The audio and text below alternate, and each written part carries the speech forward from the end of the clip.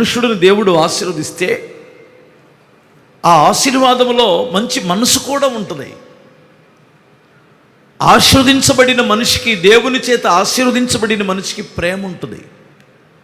ఎందుకంటే పరిశుద్ధాత్మ మన హృదయాలలో ప్రేమను కుమ్మరించాడు అంటుంది.